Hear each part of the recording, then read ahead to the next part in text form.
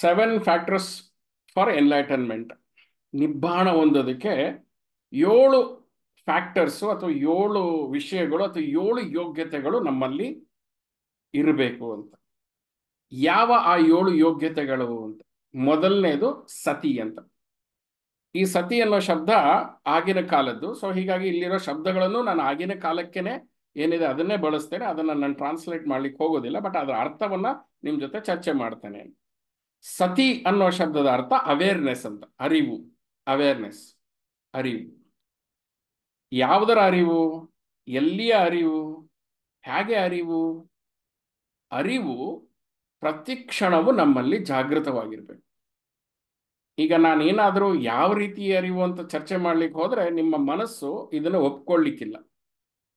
ಆದರೂ ಇರೋದನ್ನ ಈ ಯೋಗ್ಯತೆ ಅದರದ್ದೇ ನಿಂತ್ಕೊಂಡಿರೋದ್ರಿಂದ ಏನೆಲ್ಲ ಅರಿವು ಅನ್ನೋ ವಿಷಯಗಳ ಬಗ್ಗೆ ಹೇಳ್ತೀನಿ. ಯಾವುದರ ಅರಿವು? ನಾವು ಹೇಗೆ ಮಾತಾಡ್ತೇವೆ, ನಾವು ಹೇಗೆ ವಿಚಾರ ಮಾಡ್ತೇವೆ, ನಾವು ನಮ್ಮ ಬಾಡಿ ಲ್ಯಾಂಗ್ವೇಜ್ ಏನು, ನಾವು ಹೇಗೆ ಬಿಹೇವ್ ಮಾಡ್ತೇವೆ, ನಾವು ಏನನ್ನ ನೋಡ್ತೇವೆ, ಏನನ್ನ ಕೇಳ್ತೇವೆ, ಏನನ್ನ ತಿಂತೇವೆ, ಎಲ್ಲದ್ರ ಬಗ್ಗೆನೂ ಅರಿವು. ನಾನು ಬಲಗಾಲ ಹೇಗೆ ಇಡ್ತೇನೆ, ಎಡಗಾಲ ಹೇಗೆ ಇಡ್ತೇನೆ, ಕುತ್ಕೊಳ್ಳೋದು ಹೇಗೆ, ಮಾತಾಡೋದು ಹೇಗೆ, ನಿಂತ್ಕೊಳ್ಳೋದು ಹೇಗೆ, ವ್ಯವಹಾರ ಮಾಡೋದು ಹೇಗೆ, ಎಲ್ಲರ ಜೊತೆ ಹೇಗೆ ನಡ್ಕೊಳ್ತೀನಿ, ಎಲ್ಲದ್ರ ಬಗ್ಗೆ ಅರಿವು. ಇದು ಫಿಸಿಕಲ್ ಡೈಮೆನ್ಷನ್ ಅಲ್ಲಿ physical body with respect to the world. Mental dimension ಅಲ್ಲಿ ನನ್ನ ಚಿತ್ತದಲ್ಲಿ, ನನ್ನ ಮನಸ್ಸಿನಲ್ಲಿ ಏನೇನು ನಡೀತಾ ಇದೆ, ಯಾವ್ಯಾವ ರೀತಿಯ ಆಲೋಚನೆಗಳು ಬರ್ತಾ ಇದೆ, ಯಾವ ಆಲೋಚನೆಗಳು ನನ್ನನ್ನು ಡಾಮಿನೇಟ್ ಮಾಡ್ತಾ ಇದೆ, ಯಾವ ಆಲೋಚನೆಯ ಬಲಿಗೆ ನಾನು ಸಿಕ್ಕಾಕೊಂಡಿದ್ದೀನಿ, ಯಾವ ರೀತಿಯ ಆಲೋಚನೆಗಳನ್ನು ನಾನು ಮಾಡ್ತಾ ಇದ್ದೀನಿ, ಈ ರೀತಿ ಪ್ರತಿ ಕ್ಷಣನೂ ನಾವು ಅರಿವಿನಿಂದ ಕುತ್ಕೋಬೇಕಾಗಿರೋದು ಮೊದಲನೇ ಯೋಗ್ಯತೆ. ಮೊದಲನೇ ಯೋಗ್ಯತೆ. Okay, yes. ಆಮೇಲೆ ಎರಡನೇ ಯೋಗ್ಯತೆ. ಹಾಗಾದ್ರೆ ಈ ಅರಿವನ್ನು ಹೇಗೆ ಬೆಳೆಸ್ಕೊಳ್ಳೋದು ಅದೆಲ್ಲ ನಾವು ಆಮೇಲೆ ಚರ್ಚೆ ಮಾಡೋಣ. ಬಟ್ ಮೊದಲನೇ ಯೋಗ್ಯತೆ ಅರಿವು ಅಂತ. ಅರಿವು, ಅವೇರ್ನೆಸ್. ಅದಕ್ಕೆ ಅವ್ರು ಹೇಳೋದು ಸತಿ ಅನ್ನುವಂಥ ಶಬ್ದ. ಸಾಮಾನ್ಯವಾಗಿ ಯಾಕೆ ಅರಿವು ಅವಶ್ಯಕತೆ ಇದೆ ಅಂತಂದ್ರೆ, ನಮ್ಮ ಮನಸ್ಸೇನಿದೆಯಲ್ಲ, ಈ ಮನಸ್ಸು ಸಾಮಾನ್ಯವಾಗಿ ಪರಿಶುದ್ಧವಾಗೇ ಇರುತ್ತೆ. ನೋಡಿ, ಹುಟ್ಟಿದ ಮಗು ಕಲ್ಮಶದಿಂದ ಏನು ಕುತ್ಕೊಂಡಿರೋದಿಲ್ಲ. ಹುಟ್ಟಿದ ಮಗುವಲ್ಲಿ ಶುದ್ಧವಾದ ಮನಸ್ಸೇ ಇರುತ್ತೆ. ಯಾವಾಗ ಇಂದ್ರಿಯಗಳು ಬೆಳೆಯುತ್ತೆ, ದೇಹ ಬೆಳೆಯುತ್ತೆ, ಪ್ರಪಂಚದ ಜ್ಞಾನ ಬರುತ್ತೆ, ನಮ್ಮ ಪರ್ಸೆಪ್ಷನ್ ಅಲ್ಲಿ ಸಮಸ್ಯೆಗಳು ಹುಟ್ಟುತ್ತೆ. ಪರ್ಸೆಪ್ಷನ್ ಅಂದ್ರೆ ಏನು? ನಾವು ಏನು ಗ್ರಹಿಸ್ತೇವೆ, ಜೀವನವನ್ನ ಹೇಗೆ ಗ್ರಹಿಸ್ತೇವೆ, ನಾವು ನಮ್ಮ ಗ್ರಹಿಕೆ ಸರಿಯಾಗಿದೆಯಾ, ಶುದ್ಧವಾಗಿದೆಯಾ ಅಂತ.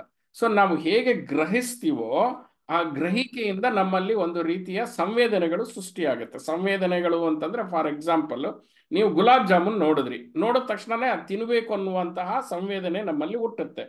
ಸಂವೇದನೆ ಹುಟ್ಟಿದಾಗ ಅಲ್ಲಿ ಸಂಸ್ಕಾರಗಳು ಹುಟ್ಟುತ್ತೆ. ಪಾಸ್ಟ್ ಕರ್ಮಾಸ್ ಆಕ್ಟಿವೇಟ್ ಆಗುತ್ತೆ. ನೀವು ಲಾಸ್ಟ್ ಟೈಮ್ ಗುಲಾಬ್ ಜಾಮೂನ್ ತಿಂದಿದ್ದ ಅನುಭವ ಚೆನ್ನಾಗಿತ್ತು ಅಂತಂದ್ರೆ ತಿನ್ನೋದಕ್ಕೆ ಹೋಗ್ತೀರಿ, ಬೇಕು ಅಂತ ಹೋಗ್ತೀರಿ. ಲಾಸ್ಟ್ ಟೈಮ್ ಗುಲಾಬ್ ಜಾಮೂನ್ ತಿಂದಿದ್ದ ಅನುಭವ ಕೆಟ್ಟದಾಗಿದ್ರೆ ಬೇಡ ಅಂತ ನಿಲ್ತೀರಿ. ಸೊ ಇದನ್ನ ಈ ತರ ನಡೀತಾ ಇರೋದ್ರಿಂದ ನಮ್ಮ ಮನಸ್ಸಿನಲ್ಲಿ ಸದಾ ಈ 4 ಘಟನೆಗಳು ನಡೀತಾ ಇರುತ್ತೆ. 4 ಘಟನೆಗಳು ಏನು? ಅರಿಯೋದು, ಗ್ರಹಿಸೋದು, ಆ ಗ್ರಹಿಕೆಯಿಂದ ದೇಹದಲ್ಲಾಗುವ ಸಂವೇದನೆಗಳು, ಆ ಸಂವೇದನೆಗಳಿಂದ ಸಂಸ್ಕಾರಗಳಂದ್ರೆ ಅದು ಬೇಕು ನನಗೆ ಅಥವಾ ಬೇಡ ಅಂತನ್ನುವಂಥ ನಿರ್ಧಾರಗಳನ್ನ ತಣಿಸುವಂಥದ್ದು. ಈಗ ನೋಡಿ, ಫಾರ್ ಎಕ್ಸಾಂಪಲ್, ಸುಮ್ಮನೆ ಹೋಗ್ತಾ ಇರ್ತೀರಿ, ಇವತ್ತು ಒಳ್ಳೆ ನಾನು ಆಂಧ್ರ ಮಿಲ್ಸ್ ತಿಂದೆ ಅಂತ ಸುಮ್ಮನೆ ಕಿವಿಗೆ ಬೀಳುತ್ತೆ. ಕಿವಿಗೆ ಬಿದ್ದ ತಕ್ಷಣನೇ ನಮ್ಮಲ್ಲಿರೋ ಸಂಸ್ಕಾರಗಳು ಜಾಗೃತ ಆಗುತ್ತೆ. ಆಂಧ್ರ ಮಿಲ್ಸ್ ಲಾಸ್ಟ್ ಟೈಮ್ ತಿಂದಿದ್ವಿ, ರುಚಿಯಾಗಿತ್ತು, ಒಳ್ಳೆ ಊಟ ಮಾಡಿದೆ, ಬಿಸಿ ಬಿಸಿ ಅನ್ನ, ಉಪ್ಪಿನಕಾಯಿ ಹಾಕೊಂಡು ತಿಂದೆ ಅಂತ. ಆ ನೆನಪುಗಳು ಏನಾಗುತ್ತೆ, ಆ ನೆನಪುಗಳು ಕಾಂಕ್ರೀಟ್ ಮೆಮೊರೀಸ್ ಏನಾಗುತ್ತೆ, ಸಂಸ್ಕಾರಗಳು ಈಗ ನನಗೆ ಅದು ತುಮಲಗಳನ್ನ ಕ್ರಿಯೇಟ್ ಮಾಡುತ್ತೆ. ಆ ತುಮಲ, ಈಗ ನಾನು ಆಂಧ್ರ ಮೀಲ್ಸ್ ತಿಂದ್ಬಿಡ್ಬೇಕು ಅಂತ, ಅದು ಆ ಒಂಥರ ಯಜ್ಞ ಶುರು ಆಗ್ಬಿಡುತ್ತೆ, ಬೆಂಕಿ ಶುರು ಆಗ್ಬಿಡುತ್ತೆ. ಅದು ನಂದಿ ಹೋಗೋದು ಯಾವಾಗ? ಮತ್ತೆ ನೀವು ಆಂಧ್ರ ಹೋಟೆಲಿಗೆ ಹೋಗಿ ಆಂಧ್ರ ಊಟವನ್ನ ಮಾಡಿದಾಗ ಅದು ತಣಿಯುತ್ತೆ. ತಣಿಯೋದು ಅಂತಂದ್ರೆ ಆಗಿನ ಕ್ಷಣ ತಣದು ಹೋಗುತ್ತೆ, ಬಟ್ ಎದ್ದಂತ ಸಂಸ್ಕಾರಗಳಿಗೆ ಊಟ ಸಿಗುತ್ತೆ, ತಿನ್ಕೊಂಡು ಒಳಗೆ ಹೋಗಿ ಕುತ್ಕೊಳ್ಳುತ್ತೆ. ಮತ್ತೆ ನೆಕ್ಸ್ಟ್ ಆಂಧ್ರ ಮೀಲ್ಸ್ ಅನ್ನುವಂಥ ಶಬ್ದ ಕೇಳೋದಾಗ್ಲಿ, ಕಣ್ಣಿಂದ ನೋಡೋದಾಗ್ಲಿ, ವಾಸನೆ ಬರೋದಾಗ್ಲಿ, ರುಚಿ ಬರೋದಾಗ್ಲಿ, ಸ್ಪರ್ಶದಲ್ಲಿ ಸಿಗೋದಾಗ್ಲಿ, ಅದು ಜಾಗೃತ ಆಗೋವರೆಗೂ ಇಂದ್ರಿಯಗಳ ಮೂಲಕ ಮತ್ತೆ ಟ್ರಿಗರ್ ಆಗೋವರೆಗೂ ಆ ಸಂಸ್ಕಾರಗಳು ಈ ಒಂದು ಶಕ್ತಿನ ಸ್ವಾದಿಸಿರ್ತೀರಲ್ಲ ನೀವು, ಆ ಒಂದು ಶಕ್ತಿನ ತೆಗೆದುಕೊಂಡು ಹೋಗಿ ಒಳಗಡೆ ಅವಿತ್ಕೊಂಡು ಕುತ್ಕೊಂಡಿರುತ್ತೆ. ಸೊ ಬುದ್ಧ ಏನ್ ಹೇಳ್ತಾನಂದ್ರೆ, ಈ ಸಂಸ್ಕಾರಗಳು ಏನಿದೆ ಅದು ನಿಮ್ಮನ್ನ ಪ್ರಚೋದಿಸ್ತಾ ಇದೆ. ಒಂದು, ಒಳಗಡೆಯಿಂದ ಈ ಸಂಕಾರಗಳು ನಿಮ್ಮನ್ನ ಪ್ರಚೋದಿಸ್ತಾ ಇದೆ. ಹೊರಗಡೆಯಿಂದ ಮನಸ್ಸು ಏನ್ ಮಾಡ್ತಾ ಇದೆ? ಗ್ರಹಿಸ್ತಾ ಇದೆಯಲ್ಲ, ನೋಡ್ತಾ ಇದೆ, ಗ್ರಹಿಸ್ತಾ ಇದೆ, ನೋಡ್ತಾ ಇದೆ, ಪರ್ಸೀವ್ ಮಾಡ್ತಾ ಇದೆ. ಅದಕ್ಕೆ ಈ ಪಂಚೇಂದ್ರಿಯಗಳು ಕೂಡ ಅದರಲ್ಲಿ ಇನ್ವಾಲ್ವ್ ಆಗ್ತಾ ಇದೆ. ಗ್ರಹಿಕೆ ಕೇವಲ ಕಣ್ಣಿಂದಲ್ಲ, ಕಿವಿಯಿಂದನೂ ಆಗ್ತಾ ಇದೆ, ಮೂಗಿಂದ ಆಗ್ತಾ ಇದೆ, ರುಚಿಯಿಂದ ಆಗ್ತಾ ಇದೆ, ಸ್ಪರ್ಶದಿಂದನೂ ಆಗ್ತಾ ಇದೆ. ಸೊ ಹೊರಗಡೆಯ ಪ್ರಪಂಚದಿಂದ ಪ್ರೇರಣೆ ಸಿಗ್ತಾ ಇದೆ.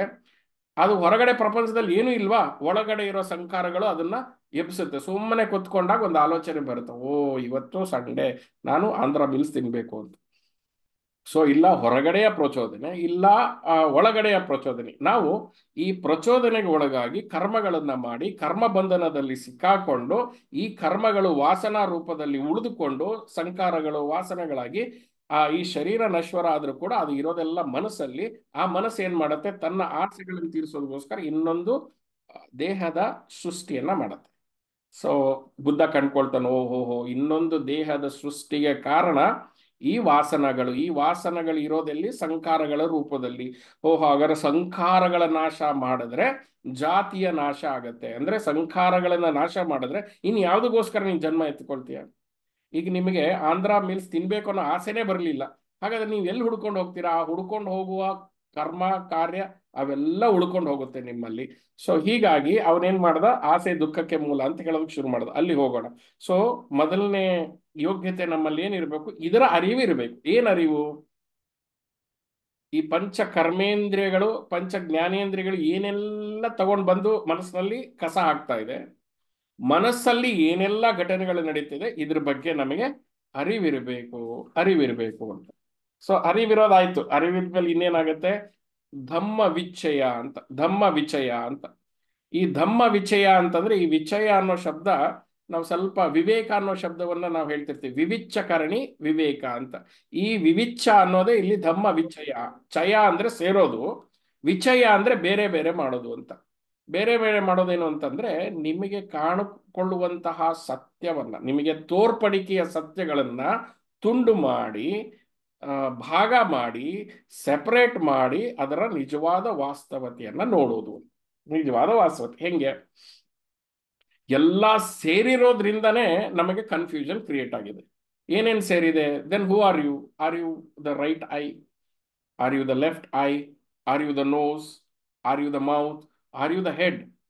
or are you the hands? Oh, I am complete. If you are a complete, are you the body? No, I am the mind. Oh, are you the mind? No, I am the body and the mind. Oh, you are body and mind. ಮತ್ತೆ ನೋಡಿ, integration ಮತ್ತೆ ಶುರು ಆಯ್ತು. ಯಾಕಂದ್ರೆ ಯಾವ್ದನ್ನ address ಮಾಡ್ತಾ ಇದೀವಿ? ದೇಹಕ್ಕೆ ಏನ್ ಬೇಕು ಗೊತ್ತಾಗ್ತಾ ಇಲ್ಲ, ಭಾವಕ್ಕೆ ಏನ್ ಬೇಕು ಗೊತ್ತಾಗ್ತಾ ಇಲ್ಲ, ಮನಸ್ಸಿಗೆ ಏನ್ ಬೇಕು ಗೊತ್ತಾಗ್ತಾ ಇಲ್ಲ. ಯಾಕಂದ್ರೆ ಎಲ್ಲ ಸೇರ್ಕೊಂಡ್ಬಿಟ್ಟಿದೆ, ಮ್ಯಾಟ್ರಿಕ್ಸ್ ಆಗ್ಬಿಟ್ಟಿದೆ, ಸೇರ್ಕೊಂಡ್ಬಿಟ್ಟಿದೆ. ಇನ್ನ ನನ್ನ ಸಮಸ್ಯೆ ಯಾವುದು? ನಾನು ತಂದೆಯ ಆಗಿನ ಸಮಸ್ಯೆನ, ಮಗ ಆಗಿ ಸಮಸ್ಯೆನ, ಗಂಡ ಆಗಿ ಸಮಸ್ಯೆನ, ಎಂಪ್ಲಾಯಿ ಆಗಿ ಸಮಸ್ಯೆನ? ನನ್ನ ಸಮಸ್ಯೆ ಏನು? ಈ ಏನ್ ಇಂಟಿಗ್ರೇಟ್ ಆಗ್ಬಿಟ್ಟಿದೆ, ಎಲ್ಲ ಸೇರ್ಕೊಂಡು ಒಂದ್ ಕಡೆ ಕುತ್ಕೊಂಡ್ಬಿಟ್ಟಿದೆ, ಇದು ನಮಗೆ ನ್ಯಾಚುರಲ್ ಆಗಿ ಸ್ವಾಭಾವಿಕವಾಗಿ ಕನ್ಫ್ಯೂಷನ್ ನ ಕ್ರಿಯೇಟ್ ಮಾಡ್ತಾ ಇದೆ. ಎಲ್ಲಿ ಕನ್ಫ್ಯೂಷನ್ಸ್ ಕ್ಲಾರಿಟಿ ಇರೋದಿಲ್ವೋ ಕನ್ಫ್ಯೂಷನ್ ಇರುತ್ತೆ. ಎಲ್ಲಿ ಕನ್ಫ್ಯೂಷನ್ ಇರುತ್ತೆ ಅಲ್ಲಿ ಸಂಕಲ್ಪ ಶಕ್ತಿಯ ದೋಷ ಇರುತ್ತೆ. ಎಲ್ಲಿ ಸಂಕಲ್ಪ ಶಕ್ತಿಯ ದೋಷ ಇರುತ್ತೆ, ನೀವು ಮಾಡುವ ಕಾರ್ಯಗಳು ಕರ್ಮವಾಗುತ್ತೆ. ಆ ಕರ್ಮ ಅದು ಕುಕರ್ಮ ಆಗುತ್ತೆ, ಕೆಟ್ಟ ಕರ್ಮ ಆಗುತ್ತೆ. ಆ ಕರ್ಮದಿಂದ ನಮಗೆ ಸಮಸ್ಯೆಗಳು ಬರುತ್ತೆ, ಬಂಧನಗಳು ಬರುತ್ತೆ. ಸೊ ಹಾಗಾದ್ರೆ ಏನ್ ಮಾಡಬೇಕು? ನಾನು ಧಮ್ಮ ವಿಚಯ ಮಾಡಬೇಕು. ಏನ್ ಧಮ್ಮ ವಿಚಯ? ಧಮ್ಮ ಅಂದ್ರೆ ಯಾವ್ದು ಹೇಗಿದೆಯೋ ಹಾಗೆ ನೋಡಿ. ಯಾವುದು ಹೇಗಿದೆ ಹಾಗೆ ನೋಡೋದೇ ಅರಿವು. ಅವೇರ್ನೆಸ್ ಅನ್ನೋದು ಒಂದು ಅರ್ಥ ಮಾಡ್ಕೋಬೇಕು. ಅವೇರ್ನೆಸ್ ಅನ್ನೋದು ಏನಿದೆ ಅದನ್ನ ನೋಡ್ತಿರ್ತೀವಿ, ಏನಿದೆ ಹೇಗಿದೆ ಹಾಗೆ ನೋಡ್ಬೇಕು. ನಿಮಗೆ ಹಾಗೆ ಬೇಕು ಹಾಗೆ ನೋಡೋದಲ್ಲ. ನಿಮಗೆ ಅಂತಂದ್ರೆ ವಿತ್ ರೆಸ್ಪೆಕ್ಟ್ ಯುವರ್ ಮೈಂಡ್. ನಮ್ಮ ಜೀವನದ ಅತಿ ದೊಡ್ಡ ಸಮಸ್ಯೆ ಏನಂತಂದ್ರೆ, ನಮಗೆ ಹೇಗೆ ಬೇಕು ಜೀವನ ಆ ಥರ ಇಲ್ಲ, ಹೇಗಿದೆಯೋ ಅದು ನಮಗೆ ಒಪ್ಪಿಗೆ ಇಲ್ಲ. ಇದು ದುಃಖಕ್ಕೆ ಬಹಳ ದೊಡ್ಡ ಕಾರಣ. ಸೊ ಹೀಗಾಗಿ ಅರಿವು ಸತಿ ಅಂತಂದ್ರೆ, ಅರಿವು ಯಾವ್ದು ಹೇಗಿದೆ ಹಾಗೆ ನೋಡಬೇಕು. ಆ ನೋಡುವಿಕೆ ಬಂದಾಗ್ಲೇನೆ ಏನಾಗತ್ತೆ? ಧಮ್ಮ ವಿಚಯ ಆಗತ್ತೆ. ಎಲ್ಲಾನು ಬಿಡಿಸಿ ನೋಡ್ಬೇಕು. ಯಾಕೆ ಈ ಪ್ರಾಬ್ಲಮ್ ನನಗೆ? ಯಾಕೆ ಈ ಸಮಸ್ಯೆ ಬಂತು? ಯಾಕೆ ಈ ಸ್ವಭಾವ ಬಂತು? ಯಾಕೆ ಈ ಭಾವನೆಗಳು ನನ್ನಲ್ಲಿ ಜನರೇಟ್ ಆಗ್ತಾ ಇದೆ? ನಂಗೆ ಯಾಕೆ ಈ ರೀತಿಯ ಆಲೋಚನೆಗಳು ಬರ್ತಾ ಇದೆ? ನಂಗೆ ಯಾಕೆ ಈ ರೀತಿಯ ಜನಗಳು ಸಿಗ್ತಾ ಇದ್ದಾರೆ? ಯಾಕೆ ನನ್ಗೆ ಈ ಜೀವನದಲ್ಲಿ ಈ ತರ ಘಟನೆಗಳು ಘಟಿಸ್ತಾ ಇದೆ? ಇದನ್ನೆಲ್ಲ ತುಂಡು ಮಾಡಿ ಬೀಡಿಸಿ ಅದನ್ನ ನೋಡ್ಬೇಕು. ಅಫ್ಕೋರ್ಸ್ ಇನ್ ವಿಪಶ್ಯನ ಸಿಸ್ಟಮ್ಯಾಟಿಕ್ ಆಗಿ ಕಲಿತೀವಿ, ಬಟ್ ಇಲ್ಲಿ ಎರಡನೇ ಯೋಗ್ಯತೆ ನಿರ್ವಾಣ ಹೊಂದೋದಕ್ಕೇನು? ಧಮ್ಮ ವಿಚಯ.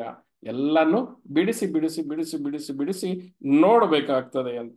ಯಾಕೆ ಅಂತಂದ್ರೆ ಈಗ ನೀವು ಕೇಳಿದಿರಿ ಬಹಳಷ್ಟು, ನೀವು ಯಾರಪ್ಪ ಅಂತಂದ್ರೆ ನಾವು ಪಂಚಭೂತಗಳಿಂದ ಆದವರು. ಹೌದು, ಪಂಚಭೂತಗಳು ಯಾವ ಭೂತನೋ ಗೊತ್ತಿಲ್ಲ, ಆದ್ರೆ ಪಂಚಭೂತಗಳು ನಿಮ್ಮ ಶರೀರದಲ್ಲಿ ಇದೆಯಾ? ನಿಮ್ಮ ಶರೀರದಲ್ಲಿ ಇರೋದೇ ನಿಜವಾದ್ರೆ ನಿಮ್ಮ ಅನುಭವಕ್ಕೆ ಬಂದಿದೆಯಾ? ನಿಮ್ಮ ಅನುಭವಕ್ಕೆ ಬಂದಿದೆ ಅಂತ ಆದ್ರೆ ಯಾವ ಭೂತ ಯಾವಾಗ ಏನ್ ಪ್ರೇರಣೆ ಮಾಡ್ತಾ ಇದೆ ನಿಮ್ಮ ಅರಿವಿಗೆ ಬಂದಿದೆಯಾ? ಇಲ್ಲ. ಗೊತ್ತು ನಾವು ಪಂಚಭೂತಗಳಿಂದ ಆಗಿರೋದು, ಏನು ಪೃಥ್ವಿ, ಜಲ, ಅಗ್ನಿ, ವಾಯು, ಆಕಾಶ, ಇದರಿಂದ ಆಗಿರುವಂಥದ್ದು. ಹೌದು, ನಿಮ್ಮ ನಿರ್ಧಾರ ಅಗ್ನಿ ತತ್ವ ತಗೊಳ್ತಾ ಇದೆಯೋ ಜಲ ತತ್ವ ತಗೊಳ್ತಾ ಇದೆಯೋ? ನಾವು ಹೇಳ್ತೀವಿ ಜೀವನಾನೇ ತುಂಬಾ ಕಷ್ಟ ಸರ್, ಇದ್ರೊಳಗೆ ಇದನ್ನೇನ್ ಮಾಡ್ತಾ ಕುತ್ಕೊಳ್ಳೋದು. ಓಹೋ, ಇದನ್ನೇನ್ ಮಾಡ್ಬೇಕು ಅಂತ ಕುತ್ಕೊಳ್ಳುವಂತ ಪ್ರಾಪಂಚಕರಿಗೆ ಈ ಸಾಧನೆ ಅಲ್ಲ. ಈ ಸಾಧನೆ ತೀವ್ರವಾಗಿ ನಾನು ಮುಕ್ತನಾಗಬೇಕು ಅನ್ನೋನ ಅತಿ ದೊಡ್ಡ ಸಾಧನೆ. ಆದ್ದರಿಂದ ಅವನು ಇದನ್ನ ತೆಗೆದುಕೊಳ್ಳಲೇಬೇಕು. ಸೊ ಹೀಗಾಗಿ ನಮ್ಮ ಶರೀರದಲ್ಲಿನೇ ಪಂಚಭೂತಗಳು ಅಂತ ಇದೆ. ಆ ಪಂಚಭೂತಗಳಲ್ಲಿ ಯಾವ ಭೂತ ಯಾವಾಗ ಆಕ್ಟಿವೇಟ್ ಆಗ್ತಿದೆ ಗೊತ್ತಿಲ್ಲ, ಯಾವ ಕರ್ಮೇಂದ್ರಿಯ ಕೆಲಸ ಮಾಡ್ತಿದೆ ಗೊತ್ತಿಲ್ಲ, ಯಾವ ಜ್ಞಾನೇಂದ್ರಿಯ ಹೇಗೆ ಬಲಿಯಾಗಿದೆ ಗೊತ್ತಿಲ್ಲ. ಇನ್ನು ಮನಸ್ಸಿನಲ್ಲಿ 4 ಭಾಗ ಇದೆ: ವಿಜ್ಞಾನ, ಸಂಜ್ಞಾ, ವೇದನಾ, ಸಂಕಾರ ಅಂತ.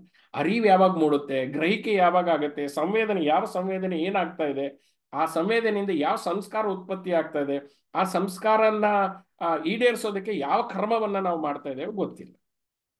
ಸೊ ಹೀಗಾಗಿ ಬಟ್ ಇದು ಗೊತ್ತಾಗಬೇಕು ಅಂದ್ರೆ ಧಮ್ಮ ವಿಚಯ ಮಾಡಲೇಬೇಕು. ನೀವೆಲ್ಲಾನು ಡಿಸ್ಇಂಟಿಗ್ರೇಟ್ ಮಾಡಿ, ಬಿಡಿಸಿ, ಬೇರ್ಪಡಿಸಿ, ಅದನ್ನ ಶೋಧಿಸಿ ಗಮನಿಸುವಂತ ಕೆಲಸ, ಅರಿವಿನ ಕೆಲಸ ಅಂತ ನಿರಂತರವಾಗಿ ಸಾಕ್ತಾ ಇರಬೇಕು. ಆವಾಗ ನಮಗೆ ಬೇಕಾಗತ್ತೆ ವೀರ್ಯ ಅಂತ. ಮೂರನೇ third factor for enlightenment urea ಅಂತ. ವೀರ್ಯ ಅಂದ್ರೆ ಏನು? ವೀರ್ಯ ಅಂತಂದ್ರೆ ಎಫರ್ಟ್ ಅಂತ. ಎಫರ್ಟ್. ಬಟ್ ಇಲ್ಲಿ ಏನ್ ಮಾಡ್ತಾ ಇದೀವಿ ಅಂತಂದ್ರೆ, ಯಾವ ರೀತಿ ಎಫರ್ಟ್ ಮಾಡ್ತಾ ಇದೀವಿ ಅಂತಂದ್ರೆ, ನಾವು ಜೀವನ ಪೂರ್ತಿ ಒಂದು ಎಫರ್ಟ್ ತುಂಬಾ ಚೆನ್ನಾಗಿ ಮಾಡ್ತಾ ಇದೀವಿ, ಎಫರ್ಟ್ಲೆಸ್ ಆಗಿ ಒಂದು ಎಫರ್ಟ್ ಮಾಡ್ತಾ ಇದೀವಿ. ಏನು? ಪ್ರತಿ ಕ್ಷಣನೂ ರಿಯಾಕ್ಟ್ ಮಾಡ್ತಾ ಇದೀವಿ. ಈಗಲೂ ನಿಮ್ಮ ಮನಸ್ಸುಗಳಲ್ಲಿ ರಿಯಾಕ್ಷನ್ ಶುರುವಾಗಿದೆ. ಏನ್ ಹೇಳ್ತಾ ಇದಾರೋ, ಎಲ್ಲಿ ಹೇಳ್ತಿದಾರೋ, ನಮ್ಮ ಕಡೆಯಿಂದಲೂ ಇದು ಆಗ್ತಾ ಇಲ್ಲ, ಯಾವ ದಿಕ್ಕಿಯಲ್ಲಿ ಇದು ಕರ್ಕೊಂಡು ಹೋಗುತ್ತೆ, ಹೆಂಗ್ ಮಾಡಬೇಕು, 108 ಆಲೋಚನೆಗಳು ಆಲ್ರೆಡಿ ರಿಯಾಕ್ಟ್ ಮಾಡ್ತಾ ಇದೆ. ನಾನು ಈ ಗ್ರೂಪಿಂದ ಆಚೆ ಬರ್ಬೇಕಾ, ಜೂಮಿಂದ ಆಚೆ ಹೋಗ್ಬಿಟ್ಟು ಏನ್ ಕೆಲಸಗಳು ಮಾಡ್ತಾ ಇದೆ ಅದು ಮಾಡ್ಬೇಕಾ, ಅಥವಾ ಬಂದು ಕುತ್ಕೊಂಡು ಇದು ಕೇಳಬೇಕಾ? So many reactions are happening. These reactions are taking your efforts. ಈ ರಿಯಾಕ್ಟ್ ಮಾಡುವಂತಹ ಸ್ವಭಾವದಿಂದಲೇ ನಾವು ಕರ್ಮವನ್ನ ಮಾಡಿ ಜನ್ಮವನ್ನ ಪಡಿತಾ ಇದ್ದೀವಿ. ಇಲ್ಲಿ ವೀರ್ಯ ಅಂತಂದ್ರೆ ರಿಯಾಕ್ಟ್ ಮಾಡುವಂತಲ್ಲ. ಇಲ್ಲಿ ನಾವು ಹೇಳ್ತೀವಿ ಸಮ್ಮ ವ್ಯಾಯಾಮ ಅಂತ ಅನ್ನೋ ರೀತಿಯಲ್ಲಿ. ಎಫರ್ಟ್ ಅಂದ್ರೆ ರೈಟ್ ಎಫರ್ಟ್ಸ್ ಅಂತ. ಏನಪ್ಪಾ ರೈಟ್ ಎಫರ್ಟ್ಸ್ ಅಂತಂದ್ರೆ ರಿಯಾಕ್ಟ್ ಮಾಡದೇ ಇರೋದು, ಮತ್ತೆ ಪ್ರತಿಕ್ಷಣ ಅಬ್ಸರ್ವ್ ಮಾಡೋದು. ಪ್ರತಿಕ್ಷಣ ಅಬ್ಸರ್ವ್ ಮಾಡೋದು. ನಾವು ಜೀವನದಲ್ಲಿ ಗಮನಿಸೋದು ಬಿಟ್ಟಿದೀವಿ, ಹೀಗಾಗಿ ತಪ್ಪುಗಳನ್ನು ಮಾಡ್ತಾ ಇದೀವಿ. ನಾವು ನಮ್ಮ ಮನಸ್ಸನ್ನ ಗಮನಿಸಿದ್ದೇ ಆದಲ್ಲಿ, ನಮ್ಮ ಶರೀರವನ್ನ ಗಮನಿಸಿದ್ದೇ ಆದಲ್ಲಿ, ನಾವು ಅನ್ಕಾನ್ಶಿಯಸ್ ಬಿಹೇವಿಯರ್, ಅನ್ಕಾನ್ಶಿಯಸ್ ಲಿವಿಂಗ್ ಅಲ್ಲಿ ಎಂಡ್ ಆಗುತ್ತೆ. ಸೊ ಹೀಗಾಗಿ ನಾವು ಏನ್ ಮಾಡಬೇಕು? ಗಮನಿಸುವಿಕೆ ಇಸ್ ವೀರ್ಯ. ವೀರ್ಯ ಮೀನ್ಸ್ ಎಫರ್ಟ್. ನಾವು ಸಹನಾಭವತು ಸಹನೌ ಭುನತ್ತು ಸಹ ವೀರ್ಯಂ ಕರವಾವಹೆ. ವೀರ್ಯ ಅಂತಂದ್ರೆ ಇಲ್ಲಿ ಎಫರ್ಟ್ ಅನ್ನುವಂಥ ಶಬ್ದ. ಒಟ್ಟಿಗೆ ನಾವು ಕೆಲಸ ಮಾಡಬೇಕು. ಯಾವ ರೀತಿಯ ಕೆಲಸ ಮಾಡಬೇಕು ಅಂತಂದ್ರೆ, ನಾವು ಶ್ರಮವಿಲ್ಲದ ಶ್ರಮವನ್ನ ಮಾಡಬೇಕು. Effortless effort. ಅದು ಏನು? ಅಬ್ಸರ್ವೇಷನ್. ನಮ್ಗೆ ಗೊತ್ತಿರೋ ಎಫರ್ಟ್ ಏನಂತಂದ್ರೆ, ಯುದ್ಧ ಮಾಡ್ಬಿಡ್ಬೋದು ನಾವು. ಲಕ್ಷಾಂತರ ಸೇನೆ ತೆಗೆದುಕೊಂಡು ಭೂಮಿ ಮೇಲೆ ಯುದ್ಧ ಮಾಡಿ ರಾಜ್ಯಾಧಿಪತ್ಯ ಚಕ್ರವರ್ತಿನೂ ಆಗ್ಬಿಡ್ಬೋದು. ಆದ್ರೆ ನಮ್ಮ ಒಳಗಡೆ ನಡೀತಾ ಇರೋ ಯುದ್ಧಗಳನ್ನ ಗೆಲ್ಲೋದು ತುಂಬಾ ಕಷ್ಟ ಇದೆ. ಸೊ ಹೀಗಾಗಿ right kind of an effort ಮಾಡಬೇಕು. Right kind of an effort ಅಂತಂದ್ರೆ, ಒಬ್ರಿಗಿರುತ್ತೆ, ನಾನು ನಾಳೆನೇ ಬುದ್ಧ ಆಗ್ಬಿಡ್ಬೇಕು, ನಾಳೆನೇ ನಾನು ಮುಕ್ತ ಆಗ್ಬಿಡ್ಬೇಕು, ನಾನು ಓಕೆ ಎಷ್ಟು ವರ್ಕ್ಶಾಪ್ ಮಾಡಬೇಕು, ಎಷ್ಟು ವರ್ಷ ಮಾಡಬೇಕು, ಹೇಗೆ ಮಾಡಬೇಕು, ನಾನು ಮಾಡಿದೆ, ಈಗ ಮುಗಿಸಿ ನಾನು ಹೊರಟ್ಬಿಡ್ತೀನಿ ನಾನು. ಈ ಒಂದು ತುಮುಲ, ಈ ಒಂದು ಒದ್ದಾಟ, ಎಲ್ಲಾನು ಒಟ್ಟಿಗೆ ಮಾಡಿಬಿಡ್ತೀನಿ. ಫೋರ್ಸ್ ಎಫರ್ಟ್ ಏನಾಗತ್ತೆ, ಇದು ಕೂಡ ಡಿವಿಯೇಟ್ ಮಾಡುತ್ತೆ. ಇದು ನಿಮಗೆ ರಿಸಲ್ಟ್ ಸಿಗೋದಿಲ್ಲ. ಇಲ್ಲ, ಅಕ್ಸೆಪ್ಟ್ ಆಸ್ ಇಟ್ ಈಸ್ ಅಂತ ಹೇಳಿದ್ದಾರೆ. ಯಾವುದು ಹೇಗಿದೆಯೋ ಹಾಗೆ ನಡೀಲಿ ಅಂತ ಹೇಳಿದ್ದಾರೆ. ಯಾವುದು ಹೇಗಿದೆ ಹಾಗೆ ನಡೀತಾ ಇರಲಿ ಅಂತ ಕುತ್ಕೊಳ್ಳುವ ಸೋಂಬೇರಿ ಸ್ವಭಾವನೂ ಕೂಡ ನಿಮಗೆ ರಿಸಲ್ಟ್ ಸಿಗೋದಿಲ್ಲ ಅಂತ. ಸೊ ಅದಕ್ಕೆ ನಾವೇನು ಹೇಳ್ತೀವಿ ಇಲ್ಲಿ, ನಾವು slight tensions are needed. Full tension ಅಲ್ಲ, ಸ್ವಲ್ಪ ಟೆನ್ಷನ್ ಬೇಕು. ಇದು ನಾವು ಸ್ವಲ್ಪ ಸಾಧನೆಗೆ ಪ್ರಯತ್ನವನ್ನು ತುಂಬಬೇಕು. ಅದು ಅತಿ ಪ್ರಯತ್ನ ಒಡೆದು ಹಾಕತ್ತೆ, ಪ್ರಯತ್ನ ಮಾಡದೇ ಇರೋದು ಅಲ್ಲೇ ನಿಲ್ಸುತ್ತೆ. ಹಾಗಾದ್ರೆ ಮಧ್ಯಮ ಪಾತ್, ಮಿಡ್ಲ್ ಪಾತಲ್ಲಿ ಬರ್ಬೇಕು ನಾವು. ಮಿಡ್ಲ್ ಪಾತಲ್ಲಿ ಹೇಗೆ ನಮ್ಮ ಪ್ರಯತ್ನ ಇರಬೇಕಂದ್ರೆ, ಈ ಜೆಮ್ ಸ್ಟೋನ್ಸ್ನ ಹೋಲ್ ಮಾಡ್ತಾ ಇರ್ತಾರೆ ನೋಡಿ. ಜೆಮ್ ಸ್ಟೋನ್ಸ್ಗೆ ಹೋಲ್ ಮಾಡಬೇಕಾದ್ರೆ ಒಂದು ಪರ್ಟಿಕ್ಯುಲರ್ ಫೋರ್ಸ್ ಹಾಕ್ತಾರೆ ಅವರು.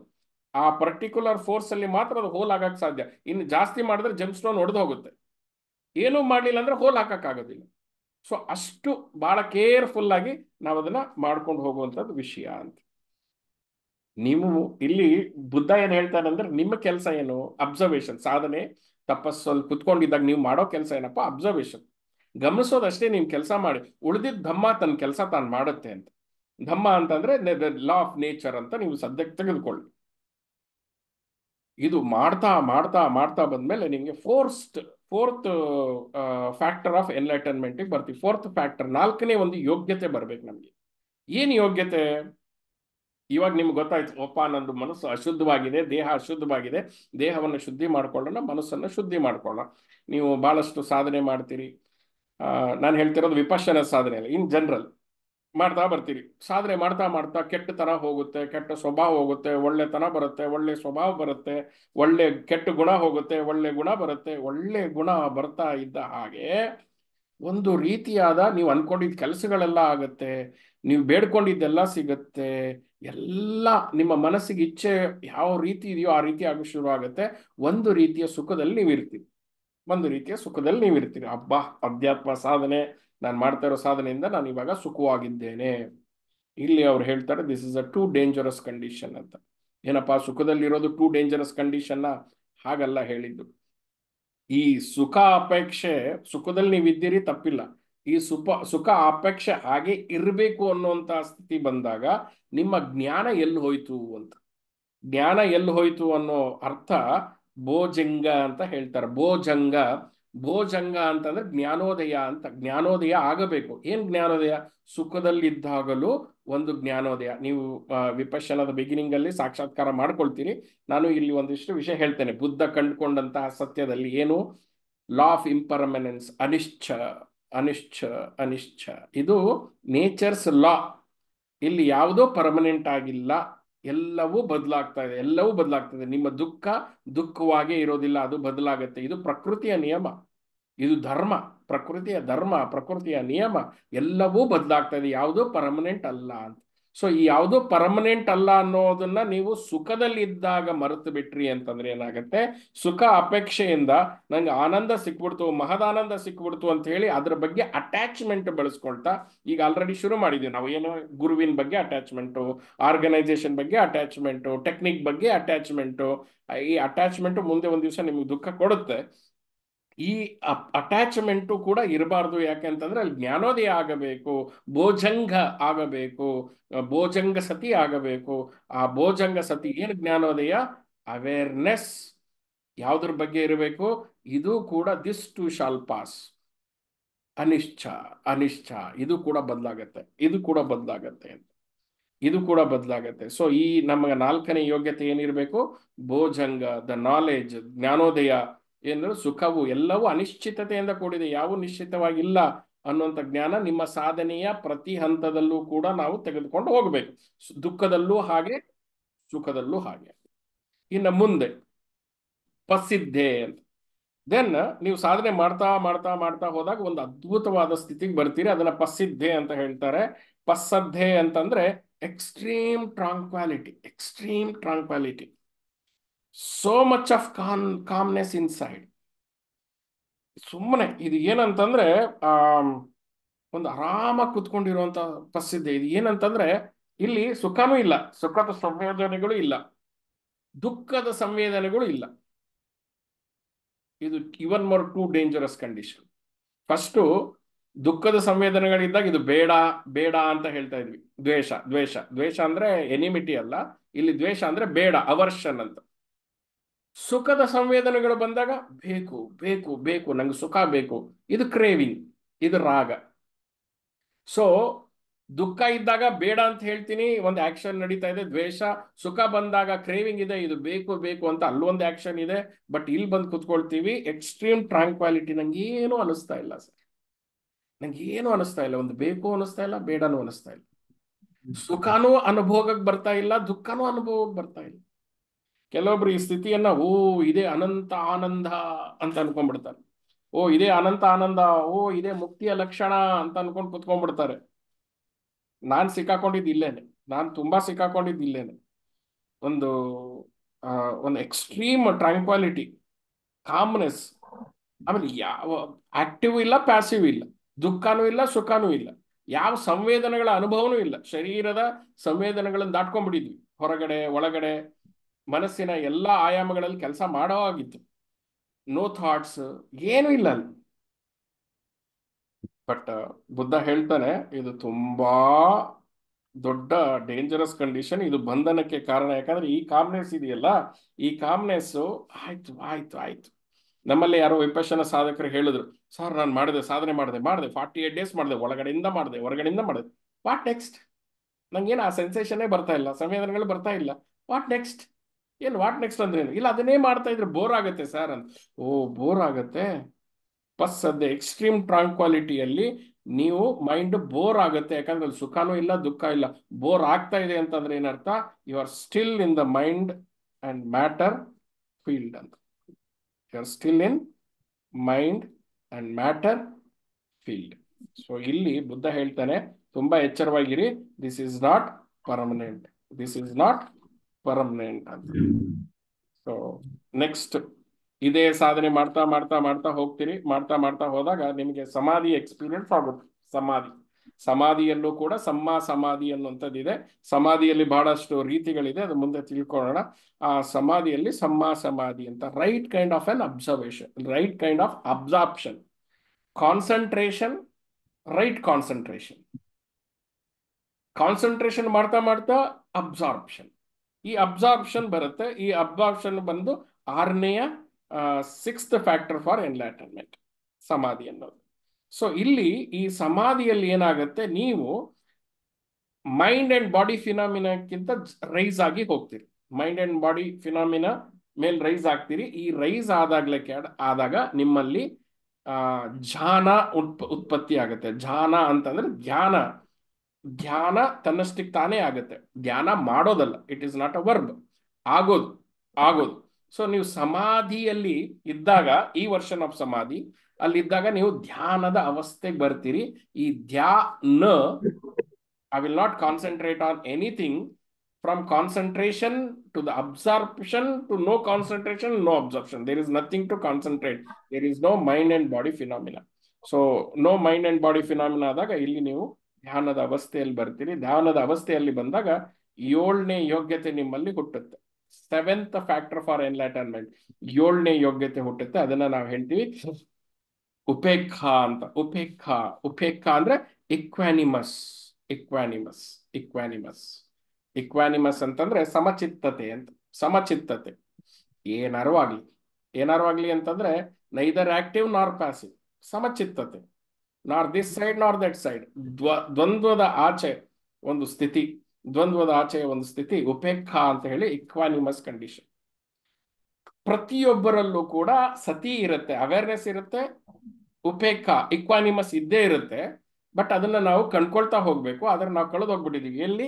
ನಾವು ಈ ಚಿತ್ತದ ಹೋರಾಟದಲ್ಲಿ, ಮನಸ್ಸಿನ ಹೋರಾಟದಲ್ಲಿ ಮತ್ತು ಈ ಪ್ರಪಂಚದಲ್ಲಿ ಕಂಡುಕೊಳ್ಳುವಂತಹ ತಪ್ಪಾದ ಗ್ರಹಿಕೆಯಿಂದ ತಪ್ಪಾದ ನಿರ್ಣಯ, ತಪ್ಪಾದ ನಿರ್ಣಯದಿಂದ ತಪ್ಪಾದ ಕ್ರಿಯೆಯಿಂದ ತಪ್ಪಾದ ಕರ್ಮಗಳು, ಆ ಕರ್ಮಗಳ ಬಂಧನ, ಆ ಒಂದು ವಿಷವೃತ್ತದಲ್ಲಿ ನಾವು ಸಿಕ್ಕಾಕೊಂಡ್ಬಿಟ್ಟಿದೀವಿ. ಪ್ರಪಂಚ ಪ್ರೇರಣೆ ಮಾಡದೇ ಇದ್ರು ಅಂತಃಪ್ರೇರಣೆ, ಸಂಖಾರದ ಮೂಲಕ ಪ್ರೇರಣೆಗಳಾಗತ್ತೆ.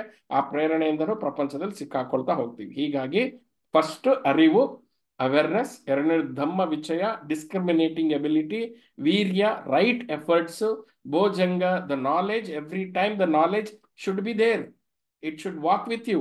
ಒಂದ್ ಸಾಧನೆ ಮಾಡಿವಿ, ಅಬ್ಬಾ ನಾನು ಮಾಡ್ಬಿಟ್ಟೆ, ಮುಗಿಸ್ದೆ, ಈಗ ಇನ್ನೇನು ಇಲ್ಲ, ನಾನು ಇವಾಗ ನಿರ್ವಾಣ ಹೊಂದ್ಬಿಟ್ಟೆ ಅನ್ನುವಂತ ಒಂದು ತಪ್ಪು ಸ್ಥಿತಿಗೆ ಬರೋದು. ಅಲ್ಲೂ ಕೂಡ ನಾಲೆಜ್ ತರಬೇಕು. ಆ ನಾಲೆಜ್ ಮಿಸ್ ಆದ್ರೆ ನೀವು ಆ ಮೂಮೆಂಟರಿ ಡೆತ್ ನ ಯು ಥಿಂಕ್ ಯು ಆರ್ ಇನ್ ಅ ಸಮಾಧಿ ಅಂತ. So that is not okay. ಆಮೇಲೆ ಪಸಿದ್ದೆ, ಇದು ವೆರಿ ಡೇಂಜರಸ್ ಕಂಡೀಷನ್. ಟ್ರಾಂಕ್ವಾಲಿಟಿ ಬಂದ್ಬಿಡುತ್ತೆ ಲೈಫಲ್ಲಿ. ಮನಃಶಾಂತ ಆಯ್ತು ಅಂತ ಹೇಳ್ತೀವಲ್ಲ, ಮನಸ್ಸು ಶಾಂತವಾಗ್ಬಿಡುತ್ತೆ. ಮನಸ್ಸು ಶಾಂತ ಆದ್ಮೇಲೆ ಇನ್ನೇನು ಸಾಧನೆ ಮಾಡೋದಿದೆ? ಇನ್ನೇನು ಸಾಧನೆ ಮಾಡೋದಿಲ್ಲ ಅಂತ. ಓಹೋಹೋ, ಇಲ್ಲ. ಆ ಮನಸ್ಸು ಶಾಂತವಾದ ಮನಸ್ಸು ಅಂತಂದ್ರೆ ಈ ಮನಸ್ಸಿನ ಆಚೆಯ ಒಂದು ಸ್ಥಿತಿಯಲ್ಲಿ ನಾವಿದ್ದೇವೆ. ದೇಹ ಮತ್ತು ಮನಸ್ಸಿನ ಆಚೆಯ ಸ್ಥಿತಿಯಲ್ಲಿ ನಾವಿದ್ದೇವೆ.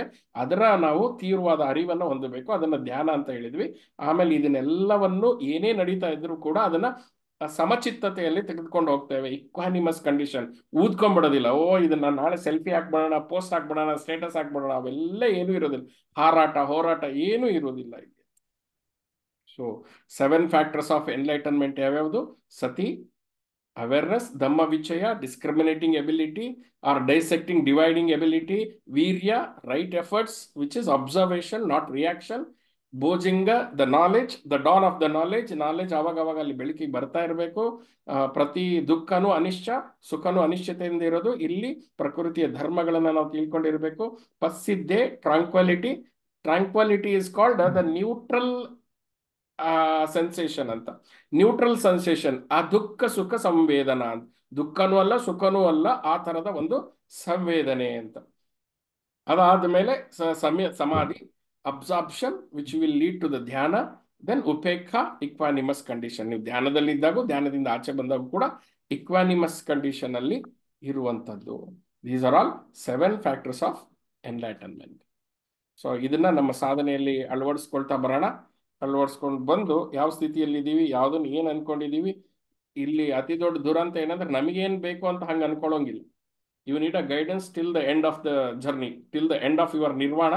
ನಿರ್ವಾಣದ ಒಂದು ಹಂತದ ಹಿಂದೆವರೆಗೂ ನಿಮಗೆ ಮಾರ್ಗದರ್ಶನದ ಅವಶ್ಯಕತೆ ಇದೆ, ಒಬ್ಬ ಗುರುವಿನ ಅವಶ್ಯಕತೆ ಇದೆ. Okay, right.